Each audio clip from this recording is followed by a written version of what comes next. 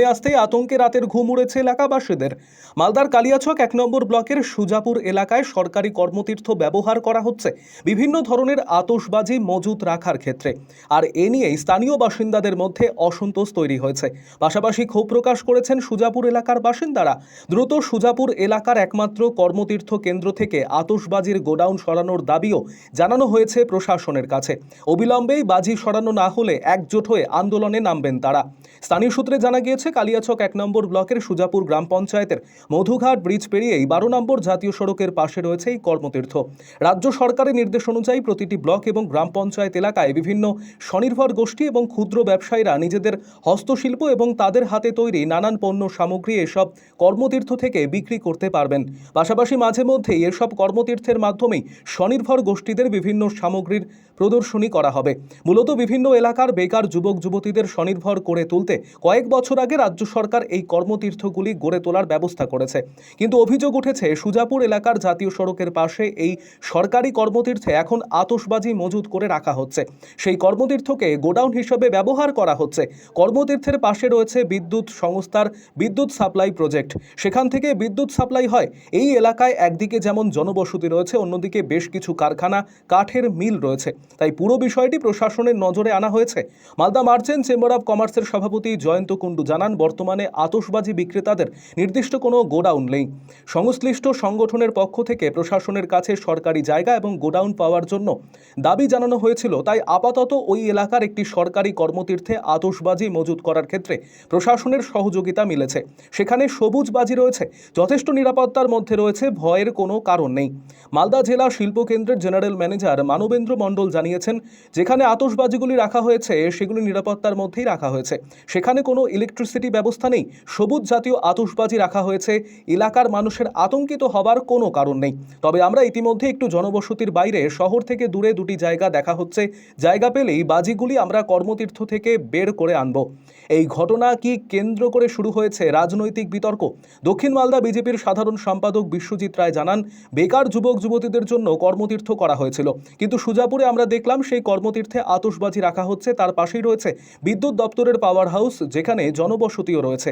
মানুষ ভয় পাচ্ছে। রাজ্য সরকার কর্মতীর্থগুলি যে উদ্দেশ্যে করেছে সেই উদ্দেশ্যগুলি পূরণ হচ্ছে না। এই সরকার শুধু জনগণকে মিথ্যে প্রতিশ্রুতি দেয়। এই বিষয়ে মালদা জেলা পরিষদের সহকারী সভাধিপতি এটিএম রফিকুল হোসেন জানিয়েছেন, আমরা বিষয়টি প্রশাসনকে জানাবো। সত্যি যদি ওখানে বাজির গোডাউন থেকে থাকে তাহলে অনুরোধ করব সেটি কোথাও অন্যত্র সরিয়ে নিয়ে যাওয়ার জন্য। আরও আপডেট থাকতে আমাদের ভিডিও শেয়ার ও ফেসবুক পেজটিকে লাইক করে ফলো করে দিন। আমরা এখানে শুনেছি নাকি কর্মতীর্থতে ভাটকা, যেগুলো ভাটকা ফোটায়, অনুষ্ঠানে ফোটায়, বাজিগুলো ফোটায়, সেগুলো রাখা হয়েছে অনেকগুলো। একটা ঘরে নয়, অনেকটি ঘরে রাখা আছে। তো এগুলো যদি কোনো সময় যদি একটু লিকেজ হয়ে যায় বা বাস্ট হয়ে যায়, তো গোটা গ্রাম বা গোটা এরিয়াকে নিয়ে নেবে। তার জন্য আমরা সাংবাদিকের মাধ্যমে বলছি, এই ব্যাপারটা যদি না শুনে, তাহলে না জানে, তাহলে আমরা এর ব্যাপার নিয়ে আন্দোলনে নামবো। কর্মতীর্থ হচ্ছে একটা সরকারি কাজের উদ্যোগ, ওটা কাজের জন্য রাখা হয়েছে, আমাদের বেকারত্ব কাজের জন্য রাখা হয়েছে। সেখানে যদি আমরা বেকারত্ব ছেলেদের কাজ না পাই, সেখানে কর্মতীর্থ মানেটা কি? সেখানে বাজি রাখা হচ্ছে। প্রচুর ভয়, প্রচুর আতঙ্কিত আছি। যদি ওখানে কোনো লিকেজ বা ঘটনা ঘটে, তাহলে তার পার্শ্বেই কিন্তু 12,000-এর ট্রান্সমিটার এগুলো আছে, পাওয়ার হাউস আছে। যদি বাস্ট হয়ে যায় তো গোটা এরিয়াকে নিয়ে নেবে। হ্যাঁ, এত বস্তি আছে এই যে কাছে, নাজদিক, এই পাশাপাশি এই গোটা এরিয়াকে নিয়ে নেবে। তার দায়ী কে হবে? তাহলে প্রশাসন নিবে এর দায়ী? প্রশাসন তো নিবে না। চাই যে এই বাজি মজুদ যেখানে রাখা হয়েছে এগুলোকে তুলে নিয়ে যাক। যদি না নিয়ে যায় তাহলে আমরা সকলে মিলে আন্দোলনে নামবো। আমার নাম সালাম, আমার বাড়ি কাফা মুন্সিপাড়া। ওখানে যে কর্মতীর্থ রয়েছে সেখানে যে বাজি মজুত করা হয়েছে, এটা তো আমরা জানতাম না। জাস্ট আজকেই আমি শুনলাম, আমি নিজে আজকেই শুনলাম। এখানে যদি কোনো দুর্ঘটনা ঘটে যায় তার জন্য দায়ী কে হবে? কোনো দুর্ঘটনা ঘটার আগে আমাদের পুলিশ প্রশাসনের কাছে দাবি, ডিস্ট্রিক্ট ম্যাজিস্ট্রেটের কাছে দাবি, এসপির কাছে দাবি যে আপনারা বিষয়টা দেখুন, এটা যাতে খুব শিগগিরই এখান থেকে তোলা হয়, এটাই আমাদের দাবি। এই যে মধুঘাট এলাকায় 1 মিটার দূরে কোনো দুর্ঘটনা ঘটলে গেলে জনসাধারণের বিশাল ধরনের ক্ষতি হয়ে যেতে পারে। পাশে একটা ইলেকট্রিক পাওয়ার হাউস আছে, সেখানে বড় দুর্ঘটনা ঘটে যাবে, সেটার দায়ী ওই হবে, বায়ু কারখানাটাই দায়ী হবে। প্রশাসনের কাছে দাবি যে এটা তুলে নেওয়া হয়। এই কর্মক্ষেত্রে আমরা যা জানি, যা শুনলাম, যে এখানে বেকার মানুষ যারা ব্যবসা খুঁজে পায় না, কোনো সামান কিনে এনে ওখানে স্টক রাখার জন্য এটা করা হয়েছে। এটা বাজি তো একটা আলাদা বিষয় হয়ে যাচ্ছে, একটা দুর্ঘটনা ঘটে যেতে পারে যে কোনো সময়। তার জন্য কালিয়াচক থানার কাছে দাবি, এসপির কাছে দাবি, যেটা যাতে আপনারা দেখেন বিষয়টা, তুলে নিলে জনসাধারণের পক্ষে খুব ভালো হয়। এখানে প্রায় 6-7 লক্ষ মানুষের জনবসতি আছে, আশেপাশে গ্রাম, খুব বিশাল বড় গ্রাম। আমার নাম মোহাম্মদ ইসমাইল শেখ, বাড়ি পরমত্তর। মমতা বন্দ্যোপাধ্যায় কর্মতীর্থ নামে একটি প্রকল্প চালু করেছে গোটা পশ্চিমবঙ্গে, যে বেকার যুবকদের সেইখানে বিভিন্ন জায়গায় তারা কর্মসংস্থান করতে পারবে, ছোট ছোট দোকান করতে পারবে, স্বনির্ভর গোষ্ঠীর মতো তারা ব্যবসা করতে পারবে। কিন্তু সুজাপুরে আমরা কি দেখলাম? মমতা বন্দ্যোপাধ্যায়ের কর্মতীর্থ সেখানে হয়ে গেছে যে সন্ত্রাসবাদের তীর্থ। সুজাপুরে দেখা যাচ্ছে যে একটা পাওয়ার হাউস আছে, সেই পাওয়ার হাউসের পাশে সেই কর্মতীর্থের দোকানের মধ্যে মজুত করে রেখেছে প্রচুর বাজি, এবং সেই কর্মতীর্থ যারা পেয়েছিল সে দোকান ঘর ভাড়া, তারা আবার ভাড়া দিয়েছে, সেখানে বাজি মজুত করা আছে। সেখানকার স্থানীয় বাসিন্দাদের বক্তব্য, যদি এত বাজি আছে, এখানে যদি কোনো দুর্ঘটনা কালকে ঘটে যায়, তাই দায়িত্ব কে নেবে? মমতা বন্দ্যোপাধ্যায়ের মন গড়া যতগুলো প্রকল্প, সবগুলো প্রকল্প হচ্ছে ব্যর্থ। মমতা বন্দ্যোপাধ্যায় পশ্চিমবঙ্গের বেকার যুবকদের জন্য কোনো কিছু করতে পারেনি, এবং এই ছোট ছোট জিনিসগুলোতে টাকা ইনভেস্ট করে মমতা ব্যানার্জি শুধু গিমিক দেখিয়ে রেখেছে বাংলার ছেলেদেরকে, বেকার ছেলেদেরকে। তারই একটা জলযন্ত্র প্রমাণ হচ্ছে এই কর্মতীর্থ। প্রথমে বলি যে বাজির ম্যাটারটা নিয়ে, আপনারা জানেন যে বাজি ম্যাটারের প্রথমেই আমাদের যেখানে কাজে দেয় কালী পূজার ক্ষেত্রে, এবং সেখানে কিন্তু আমাদের জেলা প্রশাসন মার্চেন্ট চেম্বার অফ কমার্সকে দিয়ে কিন্তু 2 সাব ডিভিশনে সে বাজি মেলা করে এবং বাজির জন্য সেপারেট একটা জায়গাতে করা হয়। কেন, এর আগেও অনেক দুর্ঘটনা ঘটেছে, ওটাকে অ্যাভয়েড করার জন্য সেটা করে। কিন্তু আমি যেটা শুনলাম যে সেখানে যদি রাখা হয়, তো জানতে হবে যে কী কারণে এখন মার্চেন্টের কারো ভাড়া নিয়েছে না কিনেছে। কিন্তু বাজি যদি স্টক রাখা হয়, সাধারণত বাজি যেগুলো বর্তমানে পুরানো হয় বা যেগুলো ফাটানো হয়, যেগুলো গ্রিন আনার যেটা টুপি টাইপের যেগুলো বাজি, সেগুলো কিন্তু একমাত্র স্টক করা হয়। যাই হোক, আমরা জেলা প্রশাসনকে জানাবো, এবং তার সঙ্গে সঙ্গে আমাদের মার্চেন্ট চেম্বার অফ কমার্সের যারা বাজিটা নিয়ে বিভিন্ন রকম এগুলো কর্মকাণ্ড করেছিল কালী পূজার সময়, যেন সেফটি জায়গাতে সেগুলোকে রিপ্লেস করে দেয়, কারণ যে মানুষ যেন দুর্ঘটনা থেকে বাঁচে, এটুকু আশা রাখবো। এবং যেটা আপনার কর্মতীর্থ ম্যাটারটা, কর্মতীর্থ সাধারণত প্রত্যেকটা ব্লকে যেগুলো কর্মতীর্থ হয়েছে, সেই ঘরগুলো কিন্তু রেন্টে দেওয়া হয়েছে, ঠিক আছে? সে রেন্টে দেওয়া হয়েছে, এবং তাদের কাজ করার জন্য খুব অল্প খরচে আমাদের পশ্চিমবঙ্গ সরকারের মুখ্যমন্ত্রীর উদ্যোগে সেগুলো খুব অল্প ভাড়ার মাধ্যমে, মিনিমাম যেটা না করলে নয়, সেটা কিন্তু ব্লক প্রশাসনের মাধ্যমে দেওয়া হয়েছে, এবং তারা যেন সেই জায়গাতে কোনো কাজ করে ব্যবসা করে সে উদ্দেশ্যে দেওয়া। আমরা অনুরোধ রাখবো, এবং আশা করি আমাদের জেলা প্রশাসন আবার সেটা মনিটরিং করে দেখবেন যে ইউজ করছে কিনা, বা ওনারা আবার কাউকে ভাড়া দিয়েছে কিনা, ঠিক আছে? ওখানে যেন যারা নিয়েছে তাদের যেন কোনো আর্ন হয়, এবং ওখানে একটা মার্কেট যদি করতে পারে বিভিন্ন, তাহলে আশা করি আরও ভালো প্রচুর লোকের আনাগোনা হবে। তো আমি বাজি ম্যাটারটা নিয়ে আমি জেলা প্রশাসনকে অনুরোধ জানাবো, এবং তার সঙ্গে মার্চেন্ট চেম্বার অফ কমার্সের যদি সেরকম সত্যি থেকে থাকে, তাহলে সেগুলো যেন শিফট করে নিরাপদ জায়গাতে। কেন ইস্যুটা কেন কর্মতত্ত্বে কি হয়?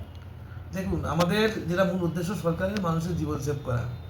আমাদের আপনারা অনেকেই জানেন যে আমাদের কিছুদিন আগে আমাদের রথবাড়িতে একটা ইনসিডেন্ট ঘটেছিল। তারপর থেকে আমাদের প্রশাসন থেকে ডিসিশন নেওয়া হয়, যেহেতু ওই জায়গাটা আমাদের একদম ক্লোজ ডোর এরিয়া, কোনো ইলেকট্রিসিটি কানেকশান ওখানে নেই, এবং সম্পূর্ণ সেফটি মেজার মেনটেন করেই আমাদের ওখানে এই স্টোর করা হয় গ্রিন ফায়ার ক্র্যাকার, যেগুলো কোনো আগুন ছাড়া কোনো সময় কোনো এক্সপ্লোসিভ হওয়ার কোনো চান্স থাকে না। তো এক্ষেত্রে আমাদের এখানে মালদা, আপনারা অনেকেই জানবেন যে মালদায় বাজি বাজার হয়। বাজি বাজারের যদি কোনো এক্সেস জিনিস থাকে, সেখানে 2-3-4টে ঘরে ওখানে রাখা হয়। এ নিয়ে অযথা কারো হেজিটেট হওয়ার কিছু নেই, সম্পূর্ণ সিকিউরিটি মেজার মেনেই আমাদের ওখানে বাজিটা রাখা হয়। অতি সম্প্রতি আমরা 2-3টে জায়গাও দেখেছি, একদম যেখানে পুরো একদম ফাঁকা জায়গা, যেখানে কোনো জনবসতি নেই, কোনো সিস্টেমের সম্পূর্ণ বাইরে গিয়ে আমরা জমি খোঁজার চেষ্টা করছি। যত সম্ভব শীঘ্র আমাদের এই বাজি ওখানে স্থানান্তরিত করার ব্যবস্থা ডিস্ট্রিক্ট প্রশাসন থেকে করবে। কত বাজি রাখা হয় মোটামুটি 40 জনের রাখা হয়, কিন্তু 4-5 জন তার মধ্যে হচ্ছে বড় ট্রেডার আছে, আর বাকি সব রিটেলার। তাদের কাছে খুব একটা বাজি থাকে না, যেগুলো থাকে ওই গ্রিন ফায়ার ক্র্যাকারটাই থাকে, এবং সেটা 2-3 জনের কাছে থাকে, এবং সম্পূর্ণ সুরক্ষিতভাবেই সেফটি মেজার করেই রাখা হয়। স্যার এলাকাবাসীকে বলবো, এখানে সম্পূর্ণ ক্লোজ ডোর, আপনারা এনি টাইম ভিজিট করতে পারেন, এনি টাইম আপনারা ভিজিট করতে পারেন। সম্পূর্ণ ক্লোজ ডোর, না কোনো ইলেকট্রিসিটির ব্যবস্থা আছে, সম্পূর্ণ ক্লোজ ডোর। এমনকি যে ঘরগুলোতে রাখা হয়, সে ঘরগুলোর জানলা দরজাও আমরা রাখি না, টোটালি ক্লোজ থাকে। সুতরাং অযথা আপনারা ভয় পাওয়ার কোনো কারণ নেই। আর আমরা প্রশাসন থেকে চাইছি অ্যাজ সুন অ্যাজ ওখান থেকে যত শীঘ্র আমরা একটা ক্লাস্টার গঠন করে ওখান থেকে যাতে আমরা মুভমেন্ট করতে পারি। বাংলার মাননীয় মুখ্যমন্ত্রী মমতা বন্দ্যোপাধ্যায়ের কাছে বাজি ব্যবসায়ীদের নিরাপত্তার ব্যাপারে একটা চেষ্টা করেছিলাম, তাদের একটা নিরাপত্তা দেওয়ার। তার জন্য আমরা তাদেরকে বলেছিলাম মালদা শহরের বাইরে একটা জায়গা দিয়ে দেওয়া হোক, ব্যবসায়ীরা নিজেরাই ঘর পয়সা দিয়ে তৈরি করবে অ্যাজ পার গভর্নমেন্ট ডিজাইন। আমি মাননীয় মুখ্যমন্ত্রীকে বলেছি গভর্নমেন্টের ডিজাইন মনে আমরা একটা বাজির মার্কেট তৈরি করে দেবো, বাজির ব্যবসায়ীরা ঘরে থাকবে।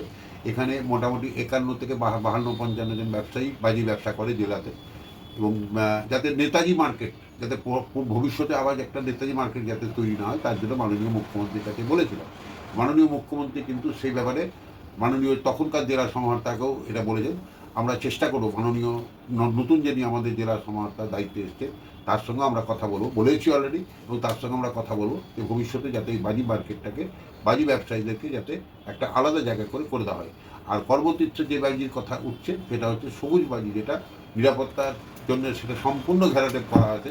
আমি পার্সোনালি নিজেও একবার দেখে এসেছি, কোনো অসুবিধা নেই, মানুষ নিশ্চিন্তে থাকতে পারে।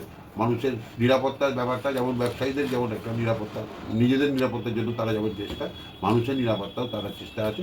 আমরা আশা করব যাতে কোনো রকম ভবিষ্যতে কোনো রকম অসুবিধা না। নিশ্চয়ই আমরা তার জন্য, এবং তার জন্য যদি মাননীয় মুখ্যমন্ত্রীকে বলেছি তার জন্য যা পয়সা দিতে হবে বাজি ব্যবসায়ীদের ওখানে ঘর দিয়ে দিন, 5 বিঘা জায়গা দিয়ে দিন, আপনারা প্ল্যান দিন, আমরা তৈরি আপনাদের ইঞ্জিনিয়ার দিয়ে ঘর করে নেব। কোনো পয়সা সরকারের লাগবে না, আমরা সরকারকে সহযোগিতার জন্য সবসময় এগিয়ে 100% সবুজ বাজি এটা, এবং সেই বাজি কিন্তু বিক্রি হয়, সেই বাজি বিক্রি হয়। হ্যাঁ, 2-1টা বাজি বা কেউ হয়তো বাইরে থেকে বিক্রি করছেন, সেটা কিন্তু আমাদের ওই বাজির মধ্যে এখানে বাজি নয়, কেউ কোনো গ্রিন বাজি ছাড়া ওখানে কোনো বাজি বিক্রি হয়, রাখা হয় না, বিক্রি হয়।